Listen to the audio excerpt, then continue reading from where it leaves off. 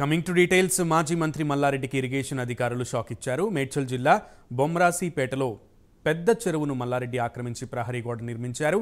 మల్లారెడ్డి ఆక్రమణలపై ఇప్పటికే పెద్ద ఎత్తున ఫిర్యాదులు రావడంతో అధికారులు గోడను కూల్చివేశారు. జేసీబీ సాయంతో ప్రహరీ గోడ కూల్చేశారు.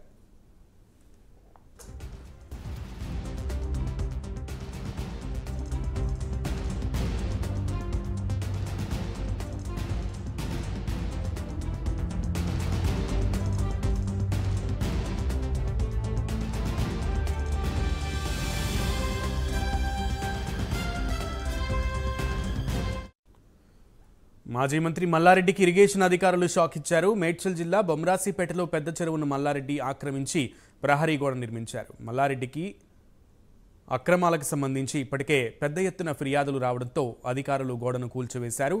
జేసీబీ సాయంతో ప్రహరీ గోడను కూల్చేశారు. పూర్తి సమాచారం మా ప్రతినిధి కుమార్ అందిస్తారు. కుమార్. Thank you Sunil. మాజీ మంత్రి మల్లారెడ్డికి మరో షాక్ తగిలిందనే చెప్పొచ్చు. షామీర్పేట మండలంలోని బొమ్రాసిపేట పెద్ద చెరువు FTL లోని నిర్మించిన ప్రహరీ గోడను అయితే ప్రస్తుతం అధికారులు అయితే కూల్చివేశారు.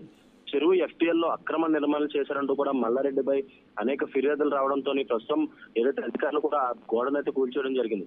జేసీబీల సాయంతో ఆ చెరువులో నిర్మించిన ప్రహరీ గోడను ఏదైతే ఇరిగేషన్ అలాగే రెవెన్యూ అధికారులు కలిసి అయితే ప్రస్తుతం అయితే కూల్చినట్లు తెలుస్తుంది. ముఖ్యంగా ఏదైతే మల్లారెడ్డికి సంబంధించి ఇప్పటికే పలుమార్లు ఏదైతే ఫిర్యాదులు అయితే అందుకోవడం జరిగింది. ఈ నేపథ్యంలోనే ప్రస్తుతం రెవెన్యూ అలాగే ఇరిగేషన్ అధికారులు కూడా జేసీబీ సాయంతో ఆ చెరువుపై ప్రహరీ గోడను అయితే ప్రస్తుతం కూల్చివేశారు. ముఖ్యంగా ఏదైతే ఇప్పటికీ మల్లారెడ్డి భూ కబ్జాలు చేశారంటూ కూడా అనేక ఫిర్యాదులు అయితే అందుకున్నాయి. గతంలో మనం చూసుకున్నట్టయితే ఏదైతే కొన్ని ఏరియాస్ లోని మల్లారెడ్డి మేడ్చల్ కి సంబంధించి చాలా భూ ఆక్రమణలు చేశారంటూ కూడా ఇప్పుడు గతంలోనే చాలా ఫిర్యాదులు అయితే వచ్చినాయి. అలాగే 2 రోజుల క్రితం కూడా మనం చూసాం, ఒక భూమికి సంబంధించి రిజిస్ట్రేషన్ సంబంధించి వివాదంలో కూడా మల్లారెడ్డిని పోలీసులు అయితే అరెస్ట్ చేసి మళ్ళీ విడుదల చేశారు. ఈ నేపథ్యంలోనే ఏదైతే ఈ షామీర్పేట మండలంలోని బొమ్మరసిపేట వద్ద పెద్ద చెరువు కూడా కబ్జా చేశారంటూ కూడా ఆయనపై ఫిర్యాదులు రావడంతో ప్రస్తుతం అధికారులు అయితే స్పందించడం జరిగింది. అలాగే ప్రస్తుతం ఇరిగేషన్ రెవెన్యూ అధికారులు జేసీబీ సాయంతో ప్రస్తుతం అక్కడ ఉన్న ఈ ప్రహరీ గోడ ఏదైతే ఉందో దీన్ని మొత్తం కూల్చేసేస్తుంది.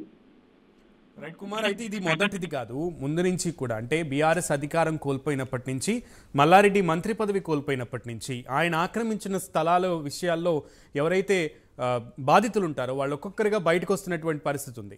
సో దానికి సంబంధించి ఆయన రాజీనామా చేస్తానంటాం, రాజకీయాల నుంచి తప్పుకుంటానంటాం, సవాళ్ళు విసరడం జరిగింది. కానీ ఆక్రమణలు అయితే బయటపడుతూనే ఉన్నాయి. దీనికి సమాధానం ఏమైనా ఇచ్చే పరిస్థితి ఉందా మల్లారెడ్డి? సునీల్, మనం గతంలో చూసుకున్నట్టయితే బీఆర్ఎస్ హయాంలో ఉన్నప్పుడు పెద్ద ఎత్తున భూ కబ్జాలు చేశారంటూ బీఆర్ఎస్ హయాంలో మంత్రి పదవిలో ఉన్న సమయంలోనే మల్లారెడ్డిపై చాలా ఆరోపణలు అయితే వచ్చినాయి. అప్పుడు కూడా ఏదైతే సవాల్ విస్తృతూ కూడా మల్లారెడ్డి అప్పుడు చాలా ప్రసంగాలు అయితే చేయడం జరిగింది. అప్పుడు కూడా ఏదైతే తన 1 సెంటు భూమి ఆక్రమించినా సరే తన పదవి నుంచి తప్పుకుంటారంటూ అనేక సార్లు అయితే సవాళ్ళు అయితే విసిరారు. ముఖ్యంగా ఏదైతే 2023 ఎలక్షన్స్ తర్వాత ఎప్పుడైతే కాంగ్రెస్ ప్రభుత్వం హయాంలోకి వచ్చిన తర్వాత మల్లారెడ్డి ఏదైతే అకృత్యాలు ఒక్కొక్కటి అయితే బయటకు వస్తున్నాయి. ఇప్పటికే చూసాం మనం, మల్లారెడ్డి కాలేజీలో గోడలు కూల్చివేత కావచ్చు, దుండిగల్కి సంబంధించి ఒక గోడ కూల్చివేత కావచ్చు, ప్రస్తుతం ఏదైతే మొన్న ఒక స్థలం రిజిస్ట్రేషన్ సంబంధించి ఒక వివాదం కావచ్చు, అలాగే ఇప్పుడు మేడ్చల్లోని షామీర్పేట పరిధిలో ఉన్న ఈ గోడ కూల్చివేయడం కావచ్చు, ఇవన్నీ కూడా ఏదైతే ఇప్పుడు బీఆర్ఎస్ హయాం వెళ్ళిపోయిన తర్వాత కాంగ్రెస్ హయాం వచ్చిన తర్వాత ఒక్కొక్కటిగా అయితే బయటకు వస్తున్నాయి. ముఖ్యంగా మల్లారెడ్డి బాధితులు ఏదైతే అప్పట్లోనే మంత్రిగా ఉన్న సమయంలోనైతే వాళ్ళైతే భయపడినట్టు తెలుస్తుంది. ప్రస్తుతం ఏదైతే కాంగ్రెస్ హయాం వచ్చిన తర్వాత మల్లారెడ్డి బాధితులు ఒక్కొక్కరు అయితే బయటకు వస్తున్నారు. వరుస వివాదంలో అయితే ప్రస్తుతం మల్లారెడ్డి ఉన్నట్లయితే చెప్పొచ్చు. ముఖ్యంగా మంత్రి పదవిలో ఉన్నప్పుడు మాత్రం తనకు అడ్డు లేరంటూ కూడా తన ఇష్టానుసారంగా అయితే ఏదైతే ఇలాంటి కబ్జాలు అయితే చేశారని చెప్తున్నారు.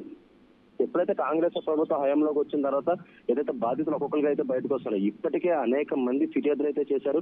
ముఖ్యంగా చూసుకున్నట్టయితే మల్లారెడ్డి ఇంజనీరింగ్ కాలేజ్, మెడికల్ కాలేజీల్లో కావచ్చు, అక్రమంగా కట్టిన బిల్డింగ్లు అయితే ఏదైతే కాంగ్రెస్ హయాం వచ్చిన తర్వాత కూల్ చేశారు. ఆ తర్వాత షామీర్పేట ఇప్పుడు జరిగిన ఈ ఇన్సిడెంట్ కూడా ఇప్పుడు ప్రస్తుతం జరుగుతుంది. అలాగే మరొక పక్క ఏదైతే ఒక ల్యాండ్ ఇష్యూలోని కూడా ఏదైతే తన భూమిని ఆక్రమించారంటూ కూడా అక్కడ ఏదైతే ఫెన్సింగ్ చేసినా అది కూల్చివేయడంతో కూడా అప్పుడు కూడా పోలీసుల మధ్య వాగ్వాదం అయితే చోటు చేసుకుంది. ఈ నేపథ్యంలోనే ఇప్పుడు బాధితులు వరుసగా అయితే బయటకు వస్తున్నారు. ఇంకా మల్లారెడ్డికి సంబంధించి మేడ్చల్, షామీర్పేట జిల్లాలకు సంబంధించి అనేక భూ ఆక్రమణలు అలాగే చెరువు కబ్జాలు చేశారంటూ కూడా గతంలోనే అనేక ఫిర్యాదులు అయితే అందుకున్నాయి. ఇప్పుడు ఈ నేపథ్యంలోనే ప్రస్తుతం ఒక్కొక్కరు అయితే బయటకు వస్తున్నారని చెప్పొచ్చు.